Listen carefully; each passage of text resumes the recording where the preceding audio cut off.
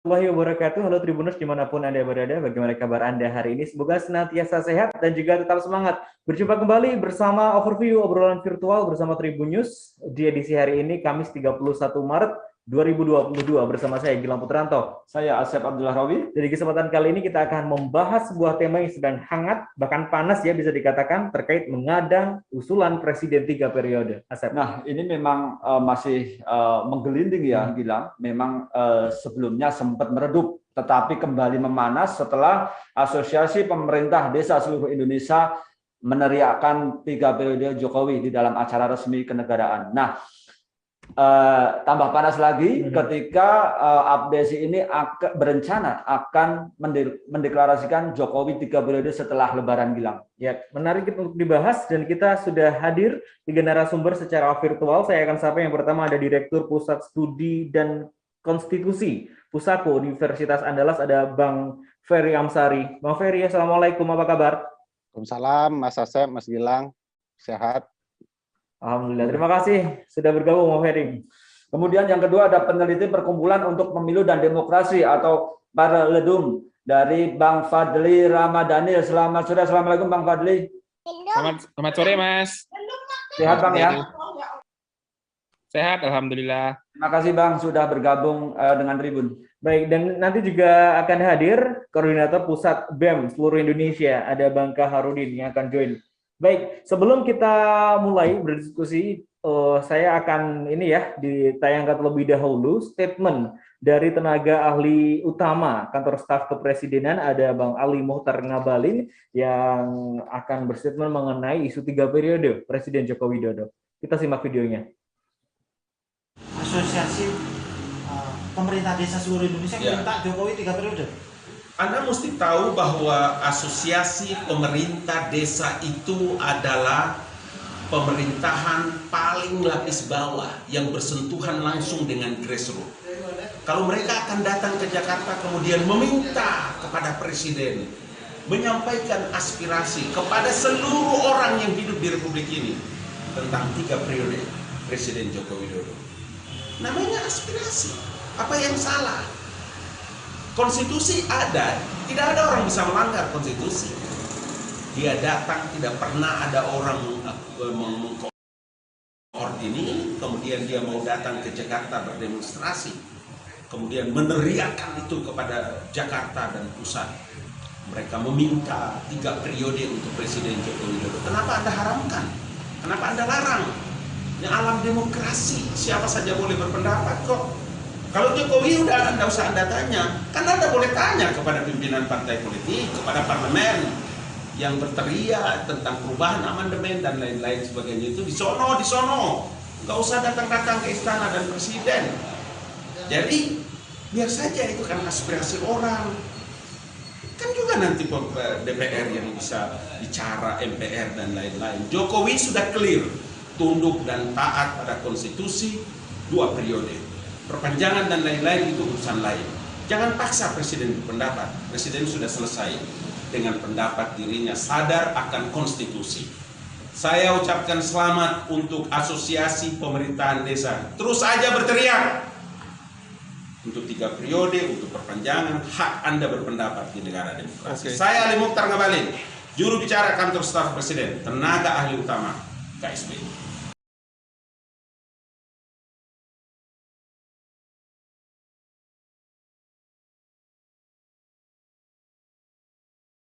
Baik, itu tadi statement atau pernyataan dari tenaga ahli utama Kantor Staf Kepresidenan, ada Bang Ali Mohtar Ngabalin, eksklusif dari tribunnews.com. Intinya membahas terkait apa yang diserukan oleh Asosiasi Pemerintah Desa seluruh Indonesia. Ini tidak menjadi masalah karena itu hanya sebatas usulan seperti itu ya. Baik, kita akan mintakan pendapat dari Bang Ferry Amsari. Bang Ferry Amsari, mungkin seperti apa tanggapan Anda terkait lagi-lagi muncul lagi nih terkait usulan perpanjangan periode menjadi tiga periode seperti itu ya dari teman-teman Asosiasi Perangkat Desa seluruh Indonesia, Bang Ferry.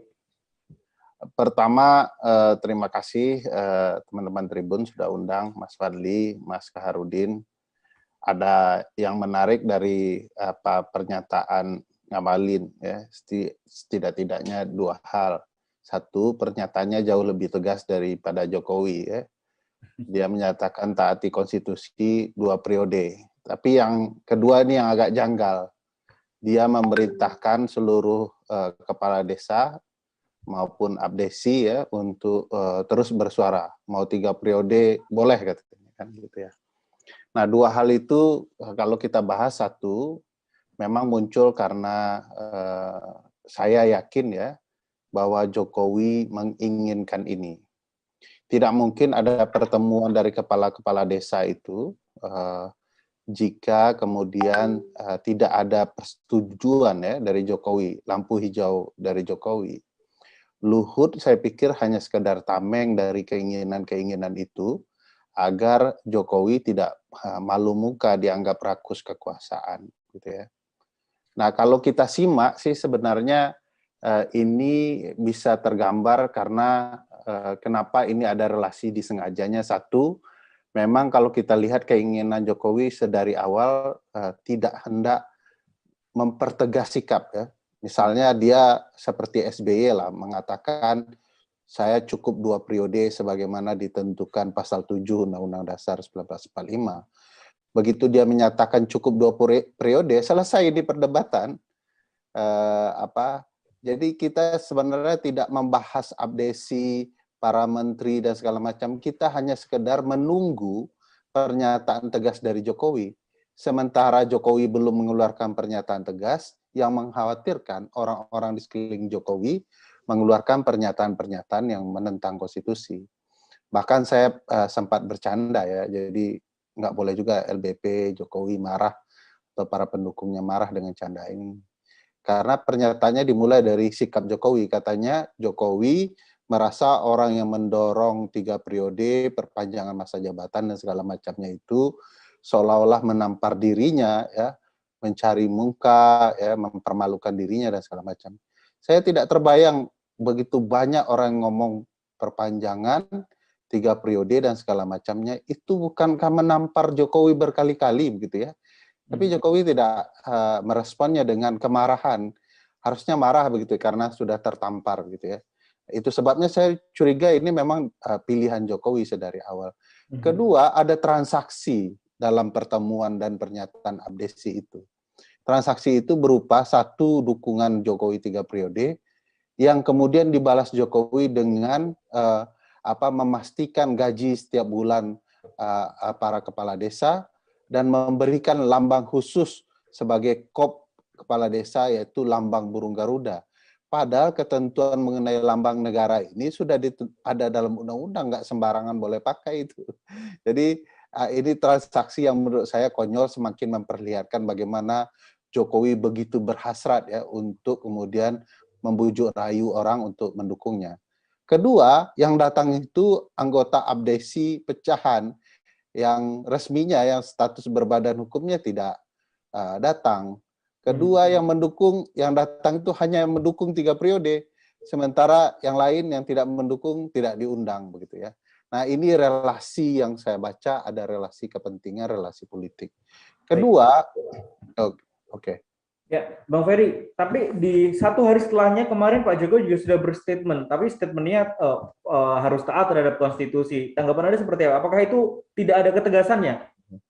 Statement beliau itu selalu kabur begitu ya, tidak tegas. Tak dengan konstitusi, konstitusi yang mana? Yang berlaku saat ini atau yang dia inginkan berubah begitu ya. Ketegasan itu sudah saya contohkan, harusnya seperti sikap SBY, menyatakan cukup 2 periode itu selesai masalah. Seperti Obama bilang, saya cukup 2 periode juga karena patuh kepada konstitusi. Bukan seperti sikap Jokowi yang mengambang. Taat seperti apa dengan konstitusi itu dia tidak jelaskan. Itu sebabnya kalau memang taat konstitusi, dia harus mengeluarkan pernyataan cukup 2 periode. Sebab pasal 22E ayat 1 Undang-Undang Dasar 1945 mengatakan bahwa pemilu harus dilangsungkan 5 tahun sekali, artinya dia tidak boleh perpanjang, harus pemilu 2024.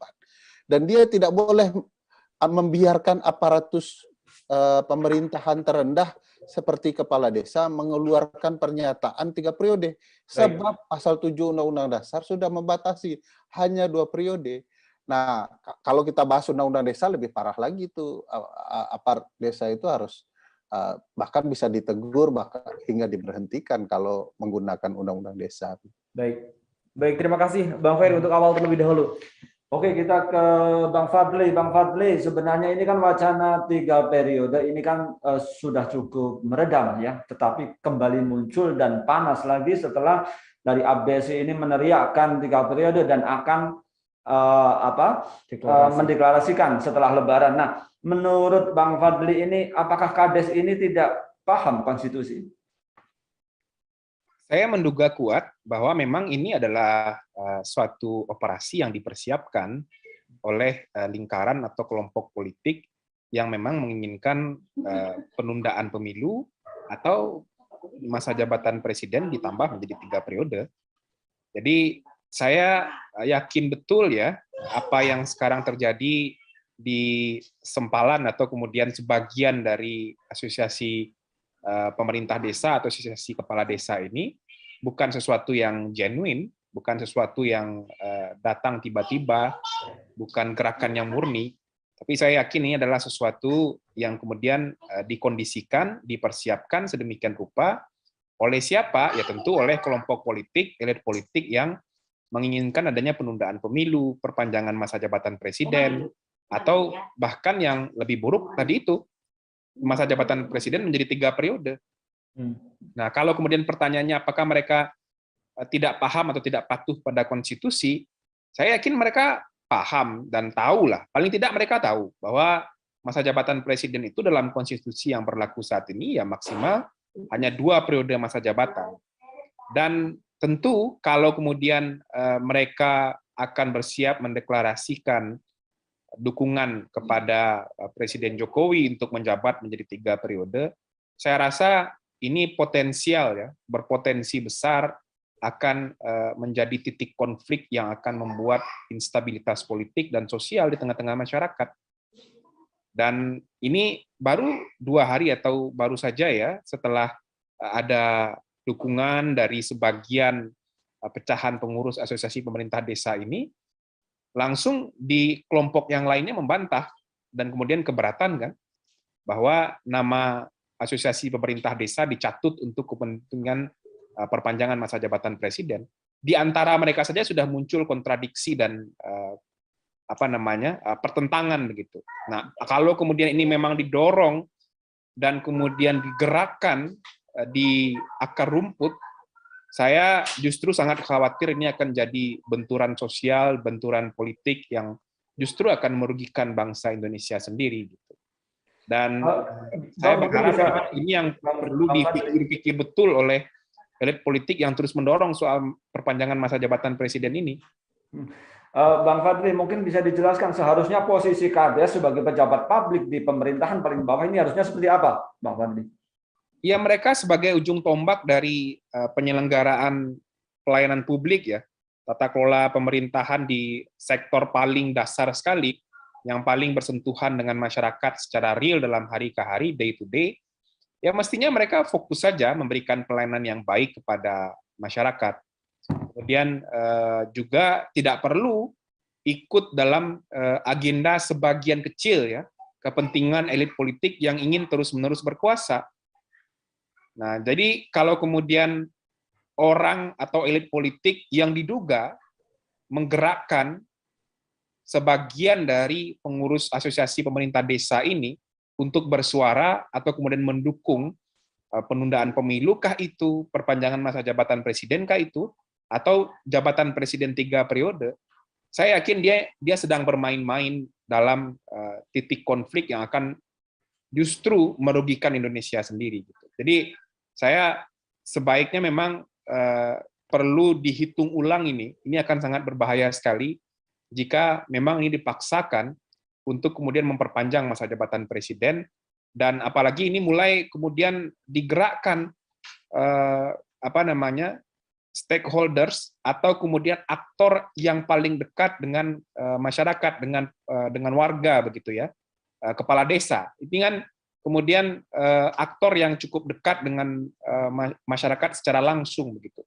Kalau ini akan menimbulkan pertentangan di tengah-tengah masyarakat secara langsung, ini akan jadi persoalan instabilitas dalam proses kehidupan bermasyarakat, bernegara gitu. Dan yang akan rugi ya kita semua.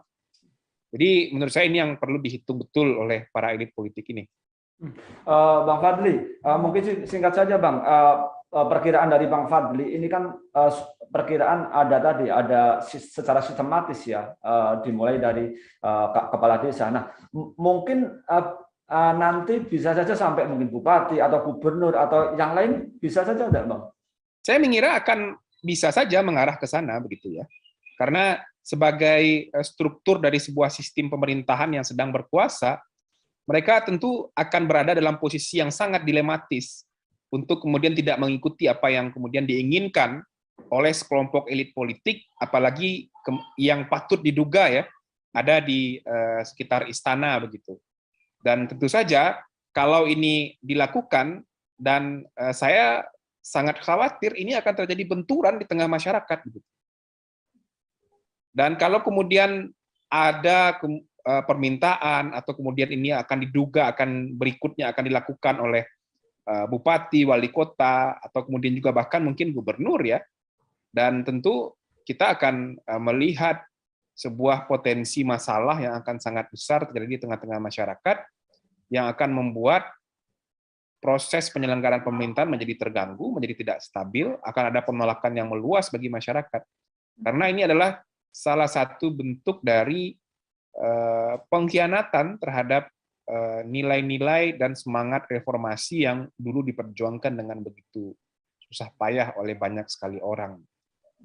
Oke, Bang Fadli. Baik, saya ke Bang Ferry. Bang Ferry, statement Anda di beberapa media atau di salah satu media kemarin juga menyampaikan bahwasannya apa yang dilakukan kemarin mengenai abdesi, kemudian statement 3 periode, ini adalah gaya komunikasi Orde Baru. Mungkin bisa dijelaskan pernyataan Anda itu seperti apa? Ya, lihat saja ya, satu, mengumpulkan kepala desa itu kebiasaan siapa dulu gitu ya, untuk dukung propaganda dan segala macamnya.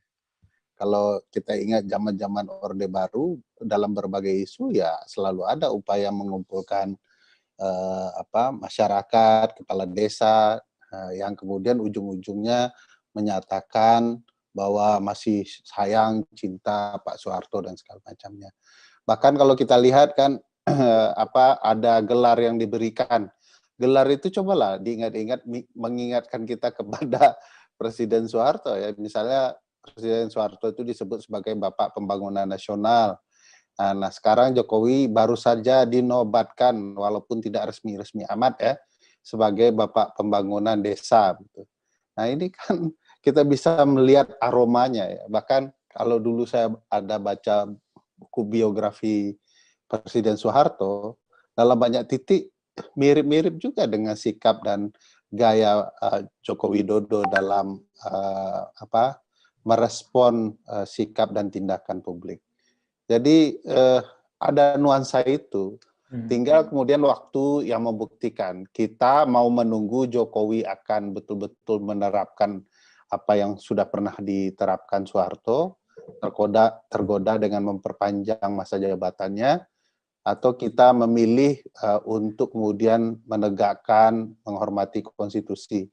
Pilihan konstitusi dan pembatasan kekuasaan itu kan konsepnya bukan soal suka tidak suka ya.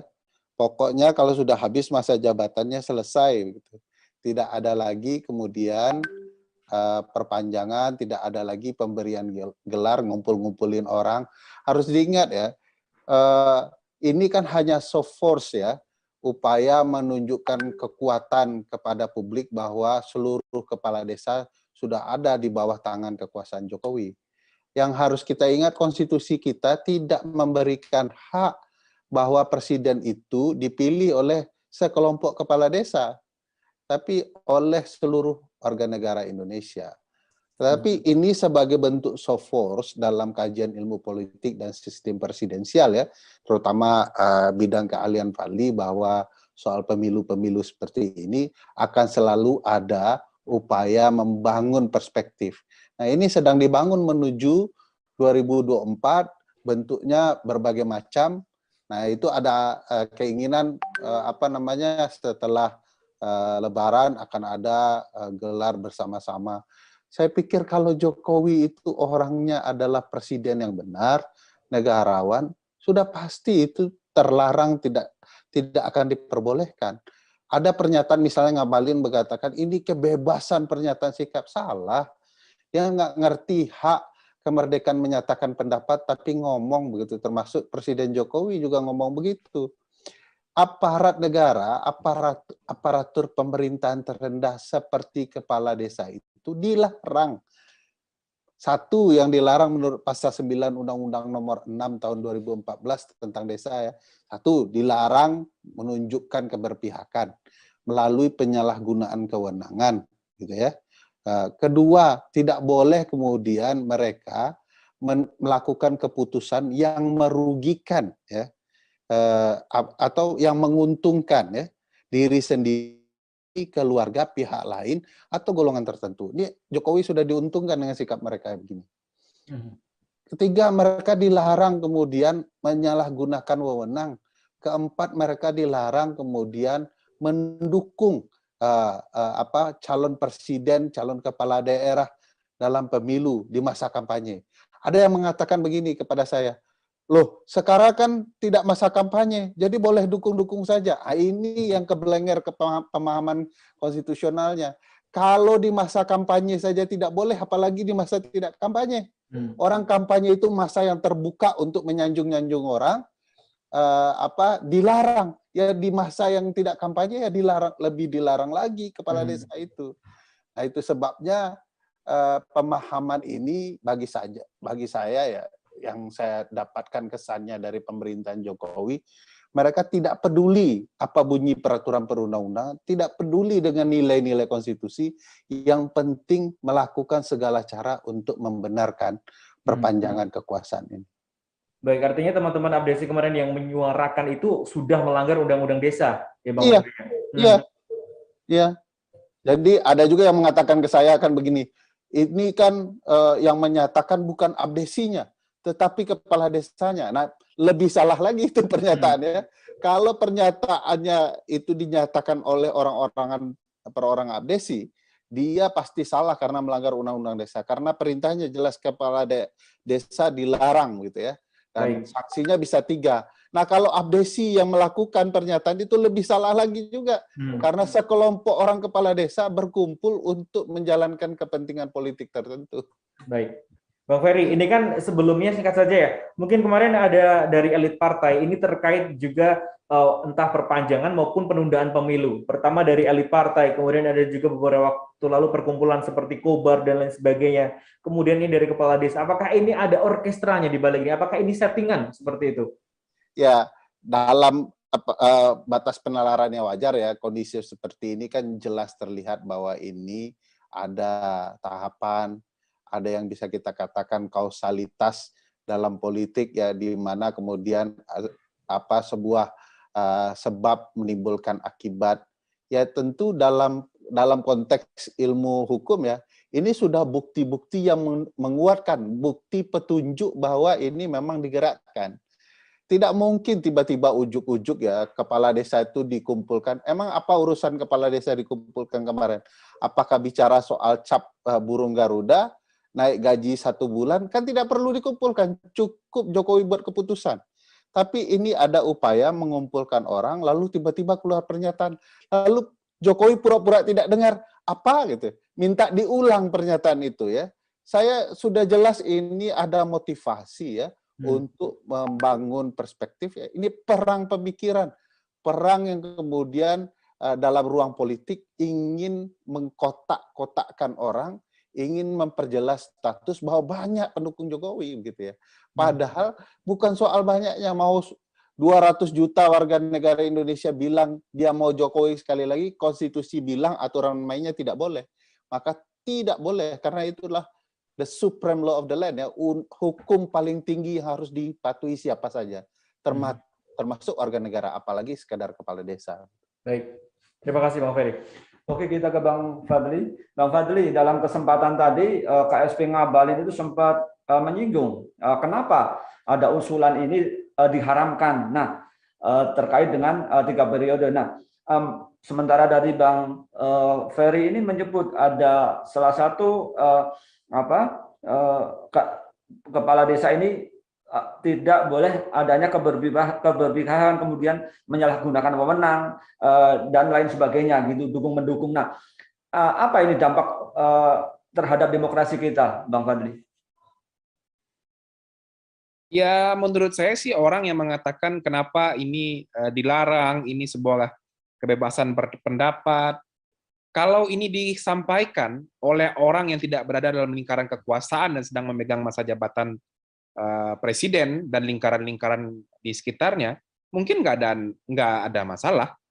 Tapi ketika ini disampaikan oleh sekelompok orang yang kemudian diafirmasi dan kemudian di mention dulu oleh orang-orang yang kemudian sedang memegang kekuasaan, ini jelas sesuatu hal upaya untuk terus-menerus berkuasa, memegang masa jabatan, memperpanjang masa jabatan, terus berkuasa dan menikmati kekuasaan itu.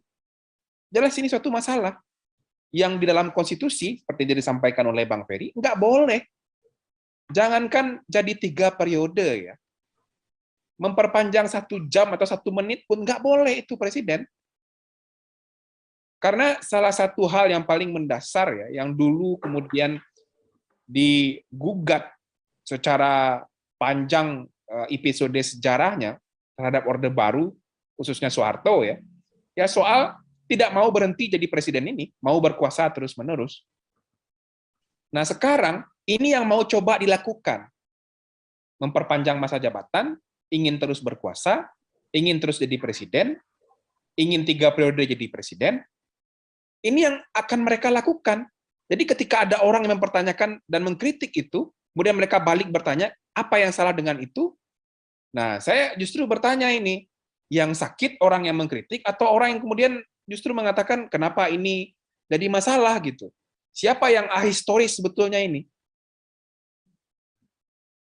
Ini yang berbahaya sebetulnya. Nah, kemudian yang kedua, kita ini dalam bernegara berjalan di atas sebuah sistem.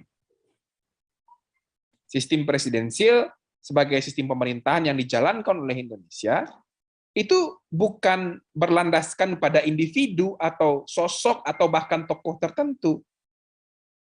Bernegara ini kan berangkat dari sebuah sistem. Sistem pembangunannya jelas, kemudian sistem pemerintahannya jelas, sistem pemilunya jelas. Untuk seorang presiden itu hanya boleh memegang masa jabatan selama 2 periode, yaitu 10 tahun begitu.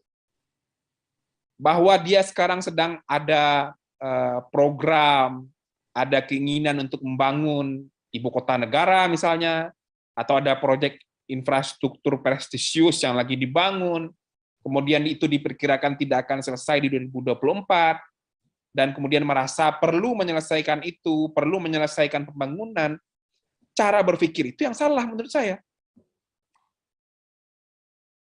Bernegara itu tidak bergantung pada satu sosok atau individu tertentu. Bahwa nanti ada pekerjaan yang belum selesai, biar presiden berikutnya yang akan menyelesaikan, biar rezim pemerintahan berikutnya yang akan menyelesaikan. Jadi jangan mempersonalisasi negara seolah-olah hanya bisa dia yang melakukan begitu. Saya khawatir ada perasaan itu ya Mas ya, dalam keinginan elit politik yang ingin terus-menerus memperpanjang kekuasaannya ini. Bang Fadli, berarti dugaannya salah satunya mungkin karena proyek IKN, seperti itu, atau gimana? Saya menduga iya. Tidak hanya IKN mungkin ya, kan ada banyak sekali ya proyek-proyek infrastruktur, bahkan ada yang mengatakan juga yang lebih aneh lagi, salah satu orang yang mendukung perpanjangan masa jabatan presiden ini mengatakan, saya lupa ya siapa waktu itu, tapi salah satu elit politik juga, kan Presiden Jokowi tertunda nih untuk bekerja 2 tahun karena ada situasi pandemi katanya. Jadi kita tambahlah 2 tahun agar dia bisa bekerja lagi. Ini seperti apa cara berpikirnya sebetulnya? Tidak berpikir dalam suatu konsep bernegara yang seolah-olah kemudian kalau dia menjadi presiden di masa pandemi kemarin itu dia nggak jadi presiden, dia nggak bekerja begitu. Padahal real pekerjaan yang dia lakukan, tantangan yang harus dia kerjakan itu ya real menangani pandemi, memulihkan ekonomi, dan lain sebagainya. Bahwa ada perasaan misalnya agenda-agenda dan janji-janji politik, janji-janji kampanye yang dulu disampaikan di 2019 tertunda karena ada situasi pandemi COVID-19 dan sebaiknya dilanjutkan. Loh, bagaimana? Siapa yang bisa memprediksi situasi pandemi ini akan datang? Lalu siapa pula yang bisa memprediksi janji politik yang akan mau diselesaikan itu akan bisa terwujud semua di 2024? Nah, Bang Fadli, untuk kelompok yang pro ini kan sepertinya terus bergerilya gitu ya. Nah, kemudian apa yang harus dilakukan untuk kelompok yang menolak 3 periode? Iya, kita ingin agar demokrasi yang susah payah, proses penyelenggaraan pemilu sebagai salah satu ruang konstitusional untuk kita bisa memilih presiden, kita bisa memilih anggota DPR, DPD, DPRD, itu tidak dirongrong oleh segelintir elit politik karena hanya mereka ingin terus-menerus berkuasa. Ini adalah ruang pemilu, itu adalah wujud dari kedaulatan rakyat yang juga dijamin oleh konstitusi. Jadi kalau kemudian sekarang mereka ingin menjadi presiden terus-menerus, kemudian ingin memperpanjang masa jabatan, kemudian ingin terus menikmati kekuasaan, ya cara berpikir mereka yang salah. Karena dalam negara demokrasi, saya nggak tahu ya apakah mereka masih berpikir Indonesia ini negara demokrasi atau tidak, tapi kalau kemudian dalam konstitusi kita, dan itu masih berlaku sampai detik ini, Indonesia itu negara demokrasi yang berlandaskan akan hukum. Dan negara demokrasi dan hukum kita memerintahkan dan kemudian menjamin proses pemilihan umum dan sirkulasi kepemimpinan nasional itu dilakukan 5 tahun sekali. Tanpa ada pengecualian. Dan kalau kemudian kita lihat, tidak ada yang kemudian jadi alasan untuk kemudian tidak melaksanakan pemilu, apalagi memperpanjang masa jabatan presiden, apalagi menjadi 3 periode begitu. Oke, terima kasih Bang Fadli. Baik, saya kembali ke Bung Ferry. Bung Ferry mungkin bisa disampaikan juga, ini kan selain teriakan ya, teriakan dari kepala-kepala desa kemarin yang menjadi sorotan adalah hadirnya Menko Kemaritiman dan Investasi, ada Pak Luhut Binsar Panjaitan di acara tersebut. Menurut Anda seperti apa? Mengapa Pak Luhut ada di situ? Kemudian ada juga kepala desa yang meneriakkan Jokowi 3 periode di depan Luhut dan lain sebagainya. Seperti apa Anda melihatnya? Saya juga tidak mengerti ya apa Pak Luhut itu sebagai apa dan kenapa sibuk sekali soal urusan perpanjangan ya. Sebab kalau dilihat tupoksinya lah katakan begitu ya, kewenangannya segala macamnya, baik basisnya Undang-Undang Kementerian Negara maupun tupoksi yang diberikan oleh Presiden melalui peraturan pemerintah, enggak sesuai itu kerjanya dengan menghadiri pertemuan itu, lalu membicarakan soal data-data untuk menunda pemilu, lalu bicara sekarang 3 periode, lalu ada data 110 juta yang sampai sekarang tidak diketahui itu data malaikat, data setan atau data apa, sehingga kita ketahui Pak Luhut ini jauh melenceng dari tugas-tugas dan fungsinya sebagai Menko Marifest. Kalau saya jadi Jokowi, saya berhentikan dia. Karena tidak hanya mencemarkan nama baik saya sebagai presiden yang ingin menegakkan konstitusi, ya, juga kemudian dia sudah menunjukkan sikap lebih dari presiden di mata publik. Nah, ini yang tindakan-tindakan yang menurut saya secara konstitusional bermasalah. Harus diingat pasal 17 Undang-Undang Dasar itu kan mengatakan presiden itu dibantu oleh menteri-menteri. Dia itu pembantu presiden. Jangan lagaknya lebih ke depan dari presiden. Petantang-petenteng mengatakan bahwa Jokowi itu bisa 3 periode, ini suara rakyat dan segala macam. Bahkan Jokowi sendiri menurut saya tidak paham yang mana rakyat, yang mana aparat begitu ya, aparatur negara begitu. Dengan mengatakan bahwa aspirasi 3 periode ini aspirasi rakyat, betul-betul Jokowi sepemahaman dengan Luhut, karena Luhut itu pemahaman konstitusional dan undang-undangnya tidak ada. Dia mengatakan kurang lebih begini, apa alasan menolak Jokowi untuk tidak diperpanjang? Saya pikir orang ini tidak baca undang-undang dasar, tidak baca undang-undang, lalu kemudian bertindak sesuka-sukanya, begitu ya. Kalau memang negara ini betul-betul masih berdasarkan hukum, tertib administrasi, Luhut itu sudah tidak layak dipakai lagi, begitu ya. Dia, saya pikir, tidak mengetahui apa-apa soal nilai-nilai konstitusional dan penghormatan terhadap hukum, begitu. Baik, tapi kira-kira bisa dikatakan Pak Luhut ini kan menjadi yang kepercayaannya Pak Jokowi seperti itu. Kira-kira apa pertimbangan Pak Jokowi menurut Anda untuk mempertahankan? Kalau soal kepercayaan, harusnya Jokowi lebih percaya kepada Ibu Iriana ya. Kalau ini kita tidak bicara tugas dan kewenangan ya, orang-orang yang di dekatnya mestinya percaya lebih kepada istrinya. Istrinya nggak pernah kampanye itu. Jadi Luhut ini sebagai apa juga harusnya kita sadari, dia sebagai menteri ada tugas-tugas pokoknya, ada wewenang yang semestinya itu menjadi batas wilayahnya.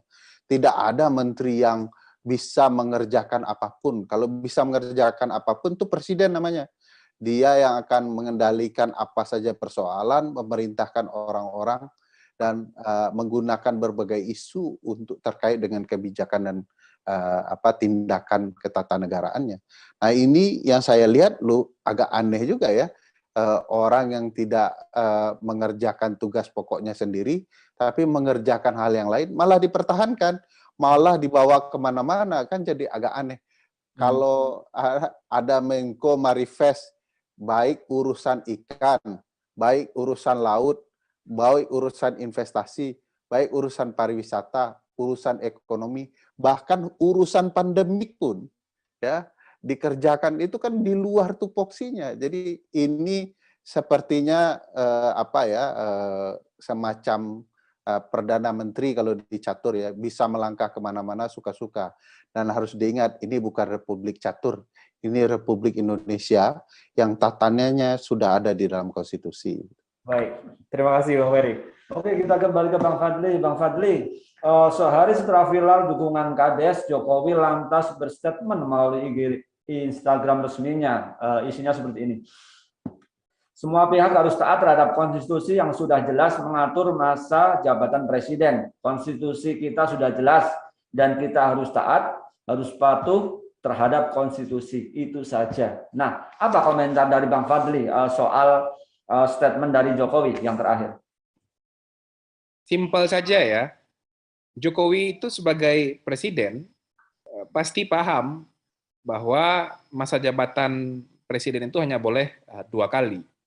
Ketika ada orang-orang di sekelilingnya, apalagi orang yang menjabat menteri, tenaga ahli di kantor staf kah itu, menteri kah itu, yang kemudian mengeluarkan keinginan untuk menunda pemilu atau memperpanjang masa jabatan presiden, artinya itu mengkhianati dia sebagai presiden. Itu kalau posisinya dia punya komitmen untuk tidak akan bermain-main dengan masa jabatan ini. Tapi kan tidak ada reaksi ya dari seorang presiden atas tindakan-tindakan dan pernyataan-pernyataan yang disampaikan oleh menteri-menterinya, oleh kemudian orang yang bekerja di sekitar istana, termasuk juga oleh ketua umum partai politik yang mendukung dia. Jadi kalau kemudian dalam bahasa politik sebetulnya, kalau tidak ada reaksi seperti itu, artinya beliau mengetahui, sangat mungkin ya, sangat patut diduga besar beliau mengetahui upaya-upaya yang kemudian dilakukan oleh orang-orang di sekelilingnya untuk kemudian berupaya menggalang dukungan, membangun inisiatif-inisiatif dan upaya-upaya untuk kemudian memperpanjang masa jabatan presiden ini. Itu artinya statement dari Pak Jokowi ini kurang tegas atau masih bersayap sama seperti statement sebelumnya? Ya, itu kan pernyataan normatif saja. Kalau kemudian nanti tiba-tiba konstitusinya diubah untuk kemudian melanggengkan keinginan memperpanjang masa jabatan presiden ini, kita kan nggak tahu sikap dia kan. Dia kan mengatakan patuh pada konstitusi. Kalau konstitusinya diubah hanya untuk kepentingan perpanjangan masa jabatan Presiden Jokowi, yang mana yang akan dia patuhi? Bagaimana sikap politiknya? Dan yang paling penting dari seorang politisi itu kan sikap politik. Apalagi levelnya kan presiden ya, negarawan. Posisinya itu seperti apa? Positioning dia terhadap usulan-usulan ingin menunda pemilu, usulan ingin memperpanjang masa jabatan presiden, usulan ingin menjadi 3 periode, posisi personal dia sebagai seorang negarawan dan sebagai seorang politisi selevel presiden yang sudah 2 kali dipilih langsung oleh rakyat, itu seperti apa. Tadi Bang Ferry mencontohkan bagaimana Presiden SBY misalnya, saya cukup 2 periode. Apapun itu, saya tidak mau kemudian memperpanjang masa jabatan dan lain sebagainya. Di luar negeri misalnya, Presiden Barack Obama juga sempat digoda kan untuk kemudian lanjut di periode ketiga dan lain sebagainya. Dan kita nggak usah jauh-jauh, Mas. Sejarah Presiden Soekarno, sejarah Presiden Soeharto, kan juga dalam tanda petik terjerembab dari keinginan untuk terus-menerus menjadi presiden. Dan ya bisa saja mereka sebagai orang yang bekerja dalam bidang politik, orang yang memegang jabatan politik, berupaya untuk terus memperpanjang masa jabatan presiden, tapi yakinlah, seberapapun upaya mereka untuk terus-menerus berkuasa dan memperpanjang masa jabatan presiden, sejarah akan mengantarkannya bahwa mereka akan ditinggal atau bahkan tanggal kekuasaannya itu dengan berbagai cara yang mungkin mereka tak akan duga-duga. Itu yang harus diingat oleh mereka. Mungkin contohnya seperti apa, Bang Fadli? Ini kan kita tidak tahu ya, ke depan ini isu ini akan seperti apa lagi? Apakah akan lebih panas daripada kepala desa ini? Nah, ini mungkin statement yang tegas dan terukur ini harus seperti apa yang disampaikan oleh Jokowi? Ya, ada banyak urusan publik ya yang mestinya diselesaikan oleh presiden, oleh pemerintah ini. Urusan kelangkaan minyak goreng, urusan soal hubungan kerja, urusan pemulihan ekonomi, usulan penanganan pandemi, dan lain sebagainya. Itu yang mestinya diurus ketika ring 1 presiden berbicara soal perpanjangan masa jabatan presiden, dan apalagi itu dibicarakan oleh anak buah presiden yang tidak tupoksinya berbicara soal politik dan hukum, artinya menurut saya ada ungovernability dalam pemerintahan ini, ada ketidakteraturan. Nah, harusnya kalau memang Presiden Jokowi firm bahwa dia tidak akan mau bermain-main dengan masa jabatan presiden, nyatakan, saya ingin wacana perpanjangan masa jabatan diperpanjang, penundaan pemilu, presiden 3 periode dihentikan. Apapun yang terjadi, saya tidak akan mau lagi memperpanjang masa jabatan presiden sampai tahun 2024, begitu masa jabatan saya berakhir di Oktober 2024. Kalau itu dilakukan, sudah selesai ini perdebatan. Kalau masih ada menteri-menteri, orang-orang di lingkaran presiden berbicara soal itu, pecat. Karena itu akan kemudian merusak wibawa presiden, kemudian merusak kepercayaan kepada pemerintah, dan merusak kepercayaan publik terhadap jalannya demokrasi di Republik ini. Oke, terima kasih Bang Fadli. Baik, saya ke Bang Ferry. Bang Ferry, beberapa edisi kemarin juga Ahurvio mengundang dari teman-teman Kobar yang mendukung Jokowi untuk penambahan masa presiden seperti itu. Dan mereka berstatement bahwasanya apa yang mereka lakukan adalah sesuai dengan konstitusi, karena mereka ingin yang dirubah adalah konstitusinya, seperti itu. Seperti apa pandangan Bang Ferry? Ini sama-sama berdasarkan katanya sesuai konstitusi, baik yang pro maupun yang kontra, seperti itu. Seperti apa Bang Ferry? Iya, kan mengubah konstitusi itu bukan mengubah catatan sekolahan ya. Nggak bisa begitu aja main hapus. Konstitusi itu ada cara mekanismenya satu. Dan bagaimana dia dilaksanakan juga harus benar. Misalnya mengubah konstitusi untuk tujuan memperpanjang masa jabatan presiden yang sedang berjalan, presiden yang aktif, itu sama saja melanggar konstitusi. Jadi melanggar konstitusi dengan cara mengubah konstitusi. Kedua, di mana-mana cara beradab yang demokratik mengubah konstitusi. Tidak boleh ujuk-ujuk. Salah satunya misalnya melalui pemilu. Dari pemilu sebelumnya disampaikan bahwa kami akan merencanakan perubahan konstitusi. Kalau rakyat setuju dengan gagasan kami mengubah konstitusi, ayo pilih kami. Begitu mereka terpilih lebih banyak di parlemen, artinya rakyat setuju gagasan mereka. Barulah kemudian aspirasi itu dijalankan. Ini sejak kapan ada kampanye perubahan konstitusi? 2019 ada? Tidak ada. 2014 ada? Tidak ada. Yang muncul itu ketika jabatan mau habis, mau memperpanjang. Kan jelas maksudnya. Ini orang sudah betul-betul berhasrat untuk melanjutkan, gimana caranya? Ya udah diubah konstitusi, tidak begitu caranya. Mengubah konstitusi di tengah jalan itu tidak dibenarkan. Boleh saja mau 1000 periode boleh, tetapi caranya adalah diberlakukan untuk presiden berikutnya sehingga konflik kepentingannya hilang. Sekarang presiden itu sedang memegang berbagai kekuasaan. Bagaimana caranya kepala desa menolak Jokowi? Tidak bisa. Dia adalah satuan pemerintahan terendah. Bisa-bisa uangnya nanti susah.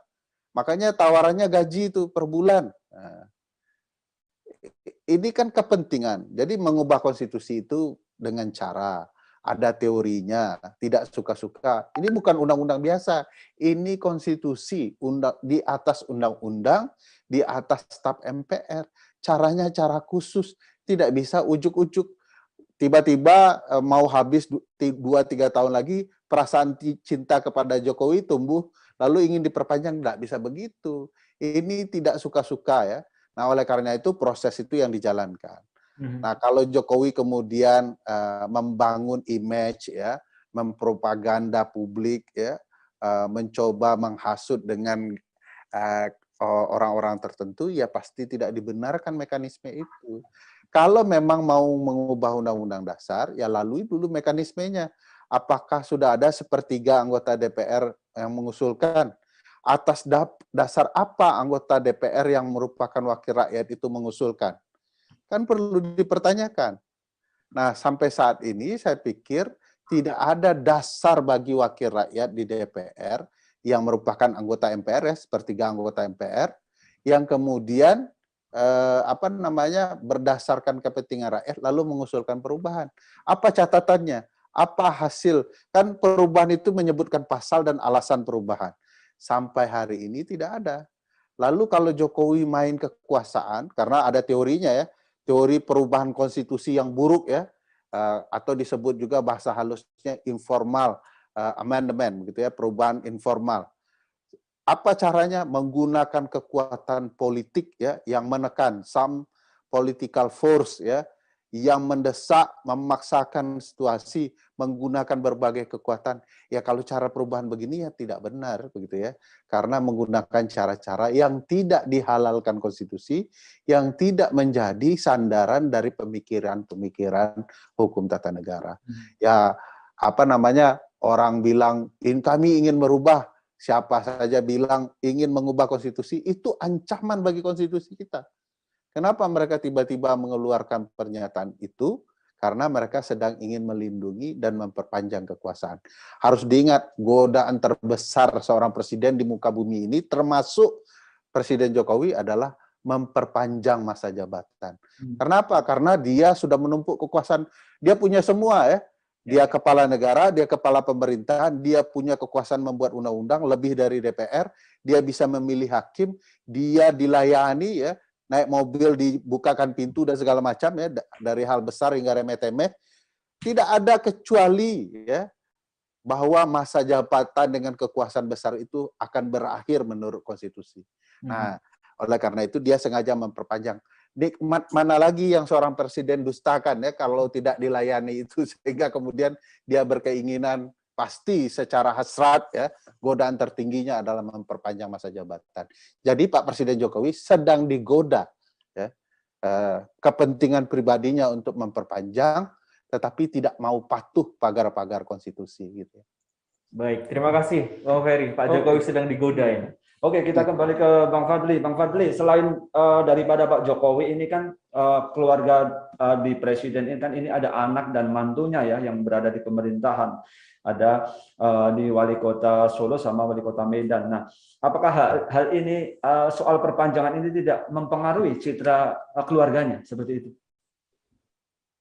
Ya, tentu saja akan membuat publik semakin sinis ya, bahwa misalnya mulai kita berpikir Presiden Jokowi yang kemudian belum 10 tahun menjadi presiden, kemudian di dalam struktur pemerintahan ya, meskipun itu di level bupati, di level kepala daerah, tetapi sudah ada anak dan menantu begitu.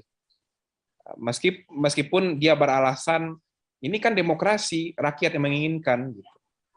Tapi kan kita ingat dulu ya bagaimana putra presiden yang sekarang jadi wali kota Solo itu di awal-awal Presiden Jokowi terpilih begitu sinis juga ketika ditanya apakah akan ikut politik, akankah ikut nanti dalam aktivitas politik, atau bahkan jadi kepala daerah dan lain sebagainya. Kan bisa dengan mudah itu kita cek betapa sinisnya dia dulu ketika ditanya oleh teman-teman wartawan kan.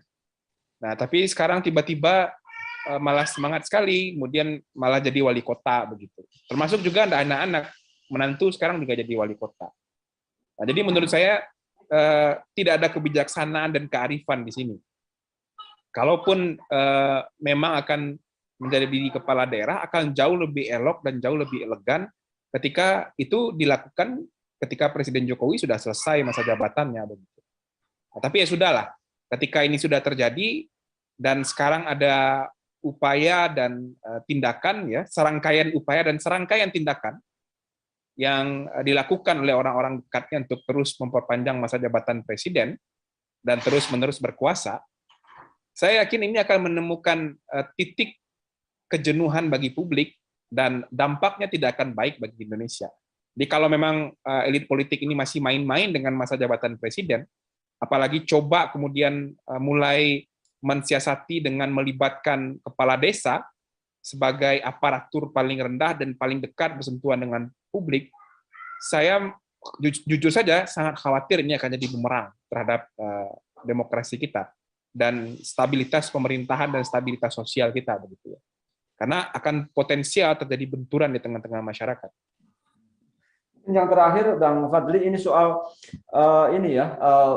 pastinya dengan adanya isu ini juga mempengaruhi penyelenggara pemilu yang sebenarnya sudah mempersiapkan jauh-jauh hari, sudah diketuk tanggalnya, kemudian sudah mempersiapkan aneka macam. Nah, ini membuat mereka deg-degan. Nah, ini apa nanti dampaknya terhadap penyelenggaraan pemilu jika ini berlarut-larut?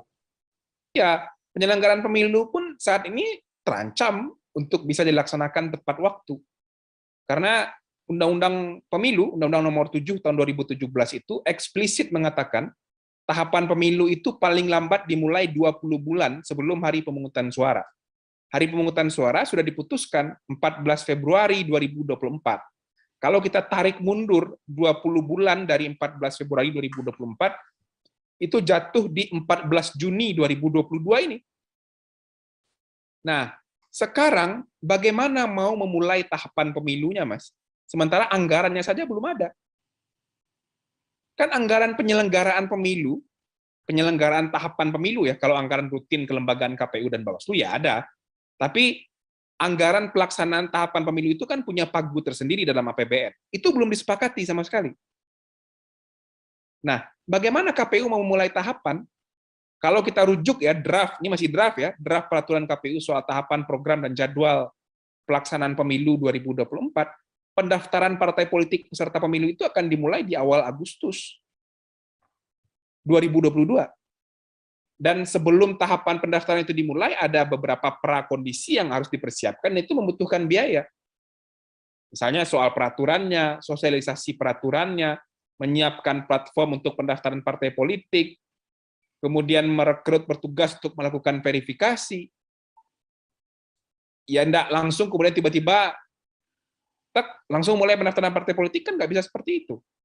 Dan menurut saya, keterburu-buruan dalam menyiapkan pemilu 2024 ini sudah jauh lebih mengkhawatirkan jika dibandingkan dengan pemilu 2019. Padahal kerangka hukumnya sama sekali tidak dirubah. Kita berharap ketika kerangka hukum tidak diubah ini, persiapannya bisa lebih awal. Tapi yang terjadi justru sebaliknya. Lebih kasip waktunya, lebih terdesak waktunya, lebih semua terburu-buru, bahkan lebih mengkhawatirkan anggarannya H-2 bulan sebelum tahapan pemilu dimulai, belum ada sama sekali. Gitu. Itu kira-kira, Mas. Oke, terima kasih Bang Fadli. Baik, terima kasih perbincangan yang menarik, dan kita akan tutup perbincangan ini, namun kita akan mintakan closing statement dari masing-masing narasumber. Yang pertama, Bang Ferry, silakan closing statement Anda terkait isu perpanjangan masa jabatan Presiden menjadi 3 periode. Ya, dalam ketatanegaraan ya, kehidupan politik dan berbagai hal, semuanya sudah ada aturan, terutama di konstitusi. Nah, penghormatan kepada konstitusi ini adalah penghormatan terhadap quote and quote ya, aturan main. Kalau aturan main ini diubah di tengah jalan, ya pasti nggak ada orang yang senang, yang pasti tidak nyaman ya. Dan kita yang menonton juga tidak menikmati pertandingan politik yang baik itu. Nah, kalau kemudian aturan ini dibuat untuk kepentingan sekelompok orang, perpanjangan masa jabatan, melanggengkan kekuasaan dan segala macam, juga akan ada orang-orang yang akan tertindas. Sekali kita membiarkan, kita akan mengulang sejarah ya. Sejarah di Orde Baru, di Orde Lama, yang membiarkan perpanjangan masa jabatan presiden, akhirnya ekonomi kita terpuruk, ekonomi kita dinikmati dan dijalankan oleh aspek-aspek kekeluargaan tertentu, yang kaya yang menikmati adalah lingkaran-lingkaran tertentu. Sejarah ini tidak boleh berulang, kita harus mempertahankan konstitusi kita demi negara yang jauh lebih baik di masa depan. Begitu Mas, makasih. Terima kasih Bang Ferry Amsari. Baik, kita lanjut ke Bang Fadli. Mungkin harapan dan singkat saja Bang Fadli soal isu presiden 3 periode. Saya hanya ingin mengingatkan Presiden Jokowi ya. Dulu Pak Harto itu di awal-awal 97 atau menjelang pemilu 97 juga didorong terus-menerus oleh orang-orang di sekitarnya agar tetap jadi presiden. Situasi politik pada saat itu ada krisis moneter di ASEAN, ada goncangan ekonomi dan lain sebagainya. Pak Harto akhirnya percaya maju jadi presiden, dan ternyata memang iya, ada goncangan luar biasa terhadap kekuasaan yang baru saja dia mulai. Dan orang-orang yang mendorong dia jadi presiden itu seketika meninggalkan dia. Nah, Presiden Jokowi harus hati-hati, jangan sampai ini terjadi deja vu ya, didorong-dorong untuk memperpanjang masa jabatan presiden, tapi begitu nanti ada sesuatu yang menimbulkan instabilitas di tengah-tengah masyarakat, dia akan ditinggalkan. Oke, terima kasih Bang Fadli. Baik, terima kasih Dona Sambur, Bang Ferry, terima kasih. Bang Fadli, terima kasih atas waktu. Mas. Selalu. Baik, demikian Tribuners perbincangan menarik dalam program Overview kali ini. Kita akan berjumpa kembali di program yang akan datang setiap hari Kamis pukul 16.00 waktu Indonesia Barat. Saya Gilang Putranto. Saya Asyaf Abdul Rawi. Terima kasih atas perhatian Anda. Selamat sore. Wassalamualaikum warahmatullahi wabarakatuh. Terima kasih sudah nonton. Jangan lupa like, subscribe, dan share ya.